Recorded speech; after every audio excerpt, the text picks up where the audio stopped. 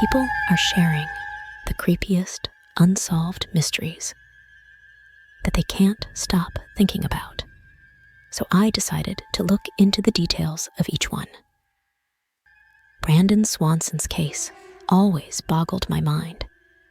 The fact that he alerted his parents that he was lost and needed help. They were on the phone with him, heading toward him, only to hear his last moments. To know they were so close is so terrifying. Recently, Reddit user uRandomweeb asked the people of r/ask Reddit to share the creepiest unsolved mystery that keeps them up at night. After reading through some of these, I will definitely not be sleeping soundly for the next couple of days. Here are the most bone-chilling cases. Warning: disturbing and graphic content ahead. 1. Rodney Grom. Was Rodney killed while running off to California? Rodney Grom was a typical teen who lived in a blended family that had struggles of its own. When he met Karen Lee, plans to run away to California for a better life blossomed. Rodney Grom was only 14 when he met Karen Lee, 15. The pair quickly became friends, and as typical teenagers, they talked about wanting to escape their lives. It's hard to believe that two young people would actually go through with their runaway plans. To that end, Rodney had tried to run away before. Rodney's mother, Marjorie Grissom Burt, said her son was living in Bend, Oregon, shortly before he disappeared.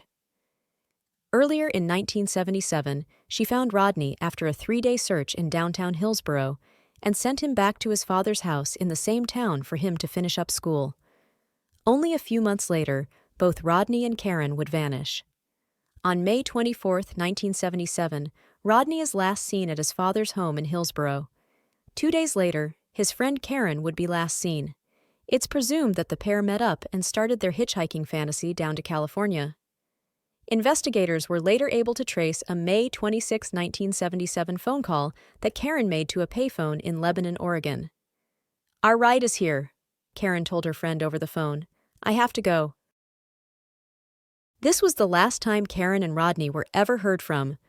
Historical weather station data for the 48-hour period covering May 26th and 27th of 1977 from the Albany OR weather station detail that on the 26th the high was 56 with a low of 45. It started raining at 11 p.m., continuing throughout the night and intensifying in the very early morning hours and continuing throughout the 27th. The high for May 27th was 55 with a low of 45.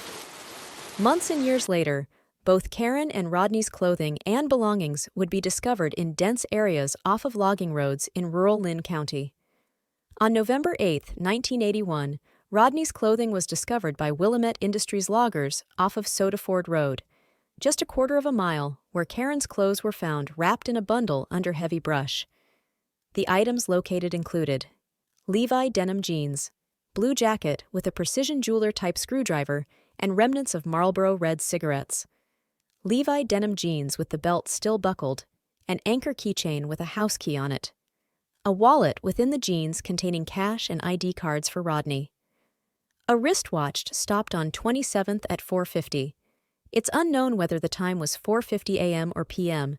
and what month the 27th was. But investigators note that it's most likely not a coincidence that Karen was last heard from on May 26, 1977. Family members of Grissom reported that he should have been in possession of an orange backpack with an aluminum frame, penned with the name R. Grissom on the inside. Detectives later learned that the backpack was purchased from a pawn shop in Bend on Greenwood Street during the spring of 1977 or 1978, and was then later sold at a garage sale. Rodney's backpack is still unaccounted for. Did a serial killer take Karen and Rodney's lives? Infamous killer John Arthur Ackroyd has been circumstantially linked to both Rodney and Karen's cases. In 1977, he began working for the State Highway Department along U.S. Route 20 that ran east to west across Oregon. He was responsible for clearing wrecks, helping people whose cars broke down on the highway, and maintenance. When Karen's clothing was discovered, It bore a chilling similarity to two of Aykroyd's earlier assaults. Items of the clothing were sliced. Karen's jeans appeared to have been cut in a similar manner that rape survivor Marlene Gabrielson's boots and underwear were sliced. The waistband on murder victim Kay Turner's yellow jogging shorts were also cut. One of the original detectives, Jim Salbury, told reporters in 1983, "They didn't just go down there and throw their clothes off." Karen's mother, Violet Gilmore, is a strong believer that Aykroyd is behind her youngest daughter's disappearance. She told Oregon Live that she knew Aykroyd had abducted a runner near Highway 20 and that he was from Sweet Home, not far from where Karen had used the payphone to call a friend. Soda Fork Ard is also similar to other dumping grounds associated with Aykroyd. Soda Fork Ard is a gravel logging road that begins at US 20 and goes back into the Cascades. This is similar to Swamp Mountain RD, Swamp Mountain Doe, Santiam Wagon Ard, Marlene Gabrielson, and Burnside Ard, Snow Creek Doe. Elizabeth Musler's remains were found in a shallow grave on Thistle Creek Ard, 325 from the junction with Quartzville Ard, above Green Peter Reservoir. Quartzville Ard begins at US 20. Kay Turner was murdered inside Camp Sherman, again just off US 20. Rodney was initially reported missing to the Washington County Sheriff's Office in Oregon in 1977. He was recently reported missing to the Lynn County Sheriff's Office in 2012. Anyone with information is encouraged to contact the Lynn County Sheriff's Office at 541-917-6654. 2. Summer Moon, Utah Wells. What happened to Summer Wells? The mysterious disappearance of Summer Wells. A case that still haunts the community. The disappearance of Summer Wells, a 5-year-old girl from Rogersville, Tennessee, has captured the attention of the nation since June 15, 2021. As the case remains unsolved, the community and the nation continue to search for answers. Summer Wells was born on February 4, 2016, to parents Candace Bly and Donald Wells. She was the youngest of 5 siblings and lived in the rural community of Beech Creek, part of Hawkins County, Tennessee.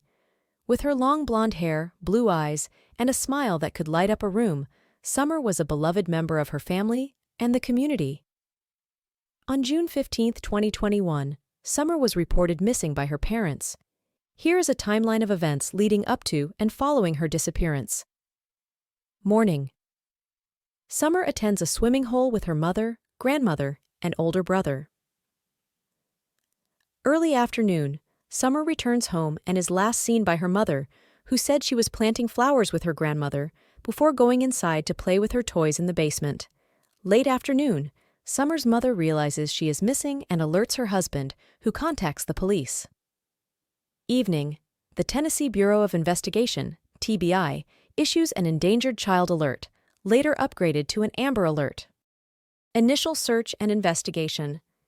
As soon as the news of Summer's disappearance broke, the community came together to search for her. Over the following weeks, hundreds of volunteers and law enforcement personnel from local, state, and federal agencies scoured the rugged terrain surrounding the Wells home. Despite the massive search effort, no sign of Summer was found. Authorities conducted interviews, collected evidence, and followed up on numerous tips, but the investigation seemed to hit a dead end. Key figures. 1. Candace Bly and Donald Wells. Summer's parents have been the focus of much speculation and scrutiny since her disappearance. They have given conflicting statements about the events surrounding her disappearance, and their past legal troubles have raised questions. However, no concrete evidence has been found to implicate them in Summer's disappearance. 2. David Rader. As the director of the Ohio-based nonprofit organization, Texas EquiSearch, Rader led the search for Summer Wells in the early days of her disappearance. He and his team used specialized equipment and techniques to comb the area, but their efforts proved fruitless. 3. Sheriff Ronnie Lawson. As the head of the Hawkins County Sheriff's Office, Lawson has been the face of the law enforcement response to Summer's disappearance. He has faced criticism from some for the perceived lack of progress in the investigation, but he has remained committed to finding Summer. Theories and speculations. As the months passed with no resolution, various theories and speculations emerged. Some of the more prominent theories include Kidnapping. Given the remote location of the Wells home, some believe that a stranger abduction is unlikely. However, others argue that it's possible someone familiar with the area could have taken Summer. Accident. Some suggest that Summer may have wandered off and succumbed to the elements or suffered a tragic accident. However, the extensive search efforts have not uncovered any evidence to support this theory. Family involvement. The behavior and past of Summer's parents have led some to speculate that they may be involved in her disappearance. However, no concrete evidence has been found to implicate them. Ongoing investigation. The investigation into Summer Wells's disappearance remains open, and authorities continue to follow up on leads and tips.